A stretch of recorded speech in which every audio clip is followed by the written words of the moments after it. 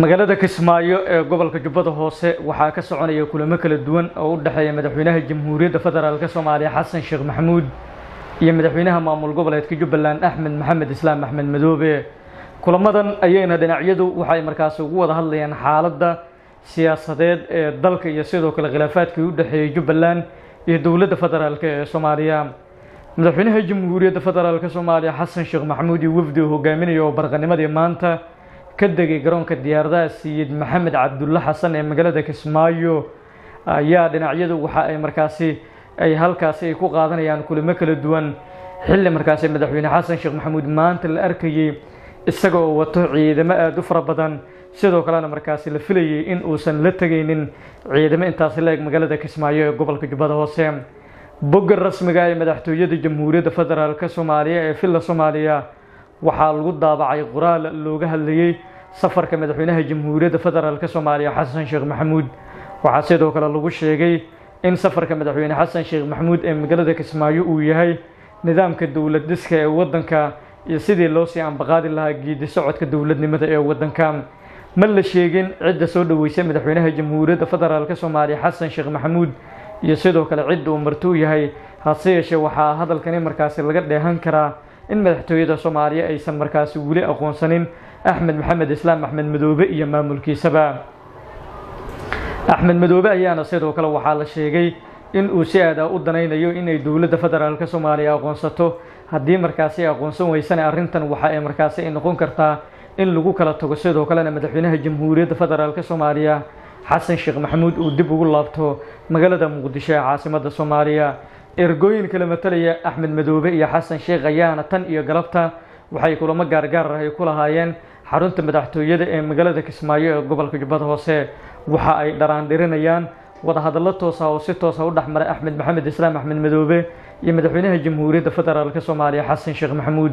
dhinacyadu waxa ay la fugurayaan sidii xal rasmi ah loogu heli lahaa arrintan iyo sidii markaasi loo soo gabagabeyn lahaa khilaafaadka in muddo u dhaxeeyay dawladda federaalka Soomaaliya iyo maamul goboleedka Jubbaland. bisheedii kale ee sanadkii hore ee 2024 Oktoobar ayayna dhinacyadu ay siyaasad ahaan ku kala tageen kadib markii Axmed Maxamed Islaam Axmed Madoobe uu isaga baxay shirkii golaha wadatashiga qaranka ee xilligaasi ka soconaya magaalada Muqdisho ee caasimadda Soomaaliya. golaha wadatashiga qaranka ayaana sidoo kaleeto waxa ay markaasi ka hadlayeen xilligaasi muddo kordhin la sheegay in loo sameynayo madaxda maamulada dalka ka jira qaarkood, inkastoo markaasi Axmed Maxamed Islaam Axmed Madoobe uu arrintaasi uu ka soo horjeestay. khilaafkii xilligaasi bilowday kadib waxa uu sababay in dagaal dhiig uu ku taato uu dhaxmaro dawladda federaalka Soomaaliya iyo maamul goboleedka Jubbaland. hase yeeshee dawladda shisheeye ayaana dhinacyada isku soo dhaweeyay si markaasi xal rasmi ah loogu helo mushkiladaha iyo dhibaatooyinka ka dhashay dagaaladii ka dhacay deegaano ka tirsan dawlad goboleedka Jubbaland. hase yeeshee dhinacyadu waxay u muuqanayaan in ay wada hadlaan, waxaana sidoo kale arrintan loo saadaalinayaa laba qodob oo kala ah haddii kulamadani si toos ah u dhaxmaraan Axmed Madoobe iyo madaxweyne Xasan Sheekh. midda koowaad haddii ay madaxweyne Axmed Maxamed Islaam Axmed Madoobe iyo madaxweyne Xasan Sheekh Maxamuud ay wada heshiiyaan, dadka qaarkood ayaa waxa ay siyaasad ahaan aaminsan yihiin in xukuumadda ra'iisul wasaare Xamse Cabdi Barre ay meesha ka bixi doonto, sidoo kalena xilka laga qaadi doono ra'iisul wasaare Xamse Cabdi Barre siday dadka qaarkood ay qabaan. halka qodobka labaad ayaana sidoo kale waxaa loo sabaynayaa haddii markaasi ayna la heshiin waayo in dib loogu kala laabto halkii markaasi lagu kala sugnaa, beesha caalamkana ay soo farageliso arrinta siyaasadeed ee wadanka, taasoo ay dadka qaarkood ay aaminsan yihiin in marxaladda Soomaaliya ay ku jirto ay tahay mid aanan laga badbaadin karin haddii dhinacyadu ay markaasi si toos ah ay u kala tagaan.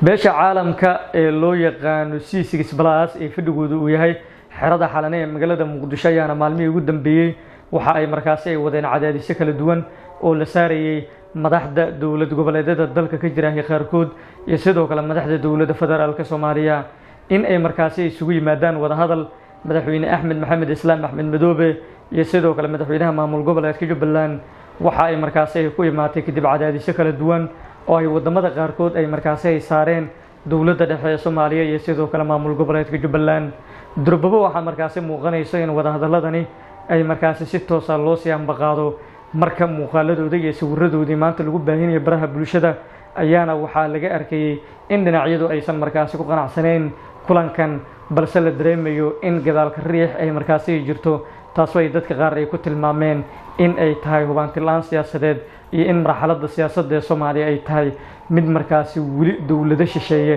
gacmaha ugu jirta. Axmed Madoobe hal mid oo kaliya ayuuna doonayaa waana midda ah in ay dowladda federaalka Soomaaliya aqoonsato maamulkiisa. Haddii markaasi la aqoonsan waayana Kismaayo ayuu iska joogi doonaa isagoo halkaasi ka difaacan doono maamulkiisa. dhinaca kalena haddii aynu eegno dhinaca iyo gobolka Gado boorarkii ay markaasi ku dhaganaayeen sawirada ra'iisul wasaare Xamse Cabdi Barre iyo madaxweyne Xasan Sheekh Maxamuud ayaana sidoo kale laga fujiyay magaalada Garbaharey iyo magaalada Balad Xaawe gobolka Gado. shacabka ku nool magaalooyinkaas ayaa waxay caro xoogan ay ka muujiyeen safarka madaxweyne Xasan Sheekh Maxamuud uu ku tagay magaalada Kismaayo ee gobolka Jubbada Hoose. waxay sidoo kale ay ku tilmaameen middan in ay tahay mid lagu hagaldaacinayo nidaamka siyaasadeed ee waddanka, sidoo kalena dadka reer Gado jiritaankooda iyo isirkoodaba si aad looga soo horjeedo. reer Gado waxay sheegeen in ay dowladda federaalka Soomaaliya ay ka barbar dagaalameen, sidoo kalena ay dhiigooday u hureen, balse dowladda Soomaaliya ay ku abaaldhacday siday markaasi iyagaba ay hadalka u dhigeen. waxay sidoo kale ay sheegeen haddii markaasi madaxweyne Xasan Sheekh Maxamuud uu go'aankan iyo tallaabadan in uu qaadanayo ay ahaydba in aanan markii horeba dagaal la gelinin, waxaana sidoo kale dhinacyadu ay u muuqanaysaa in siyaasad ahaan iyo sidoo kale dagaal ahaanba ay dadka qaarkoodba markaasi ay ku kala tageen. waxay sidoo kale ay ku tilmaameen in madaxweyne Xasan Sheekh Maxamuud uu ballantii uu kaga baxay, sidoo kalena ay sugayeen New Jubbaland ama sidoo kale Jubbaland cusub in laga dhiso magaalada Garbaharey ee gobolka Gado si markaasi loo sii ambaqaado nidaamka dowladnimo ee waddanka. waxay markaasi ay sheegeen inaysan horay marnaba aysan u aqoonsaneen dowlad goboleedka uu hogaaminayo Axmed Maxamed Islaam Axmed Madoobe. Axmed Madoobe waa siyaasi si aad u yaqaan tabta siyaasadda iyo sidoo kale xeeladuba iyo halka markaasi laga jiro iyo meesha laga soo gali karo, iyadoona dadka qaarkood ay ku tilmaameen in uu markaasi uu yahay siyaasi rugcadaa ah, sidoo kalena cid kastoo soo weerarta ka guuleysan karo. durbab waxaa muuqanaysa hadalladaasi inay soo baxayaan, sidoo kalena uu yahay siyaasi dareemayo dheesha iyo xaaladda siyaasadeed ee waddanka halka ay ku wajahan tahay.